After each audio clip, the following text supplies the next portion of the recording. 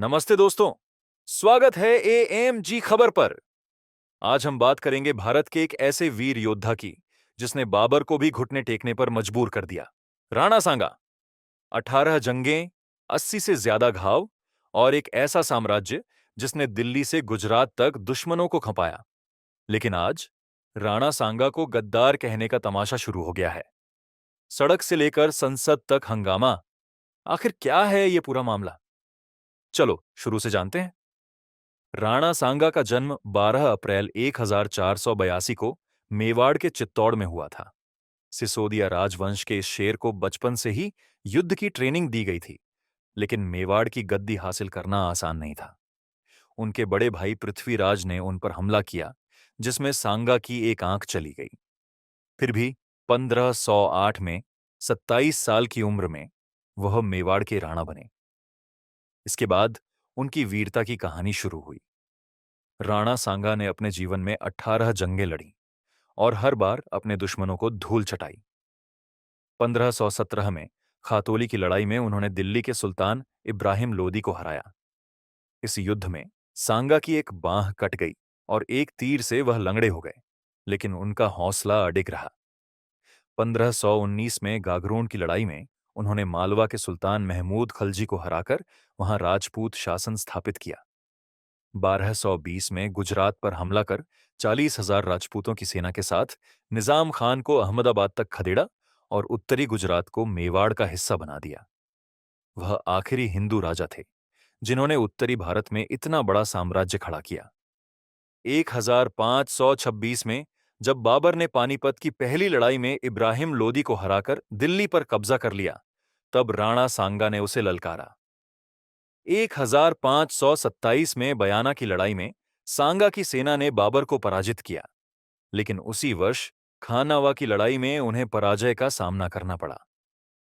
उनके ही सेनापति शिलादित्य ने धोखा दिया और बाबर की तोपों ने युद्ध का रुख मोड़ दिया। राणा सांगा के शरीर पर 80 से अधिक घाव थे। उनकी एक आंख, एक बांह और एक टांग पहले ही जा चुकी थी, लेकिन फिर भी वह आखिरी सांस तक लड़े। बाबर ने खुद स्वीकार किया था कि उस समय हिंदुस्तान में राणा सांगा से बड़ा कोई शासक नहीं था। खानवा की हार के बाद भी सांगा हार मानने को तैयार नहीं थे।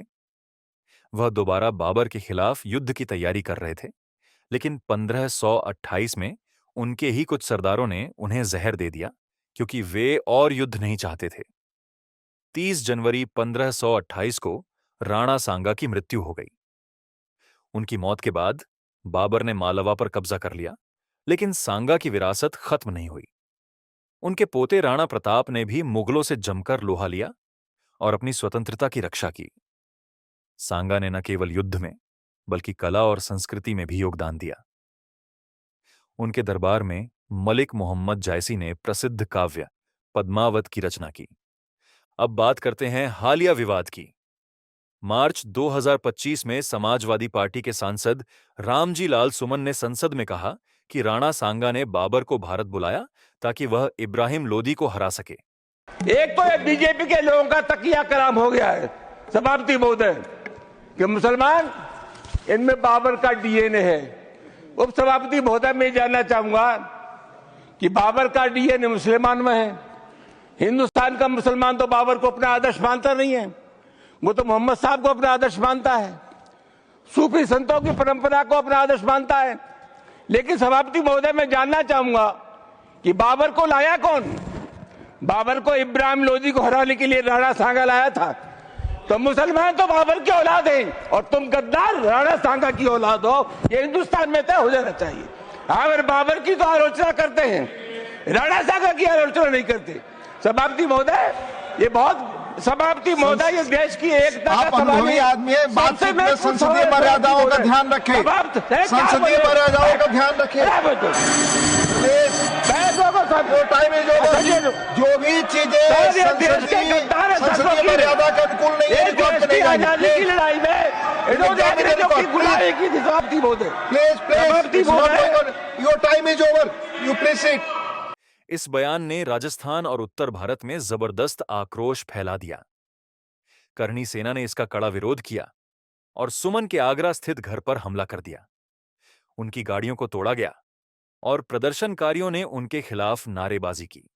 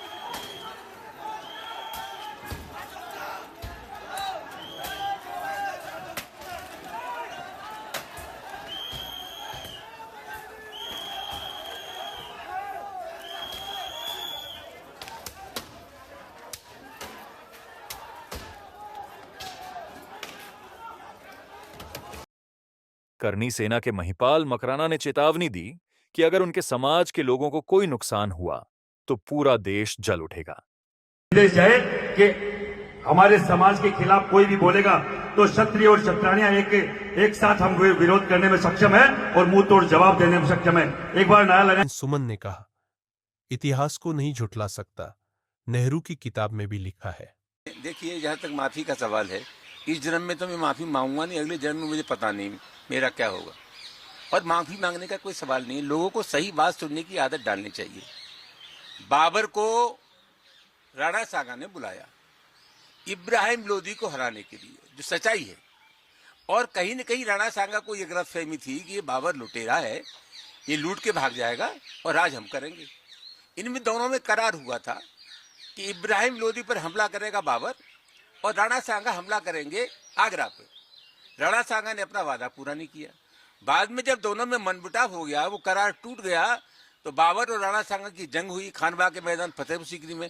बहुत बहादुरी से लड़े राणा सांगा, लेकिन हार गए थे। तो ये तो ऐतिहासिक संदर्भ में से कौन झुठला सकता। राणा सांगा निस्संदेह भारतीय इतिहास के सबसे वीर योद्धाओं में से एक थे। उन्होंने अपनी आखिरी सांस तक हिंदुस्तान की शान के लिए संघर्ष किया, लेकिन आज उन्हें गद्दार कहने की कोशिश की जा रही है। क्या यह इतिहास का सही चित्रण है या फिर सिर्फ एक राजनीतिक चाल? आप क्या सोचते हैं? अपनी राय हमें कमेंट में जरूर बताएं। अगर आपको यह वीडियो पसंद आया हो तो इसे लाइक करें, शेयर करें और AMG खबर को सब्सक्राइब करें। नोटिफिकेशन बेल दबाएं ताकि हमारी हर नई वीडियो आप तक सबसे पहले पहुंचे।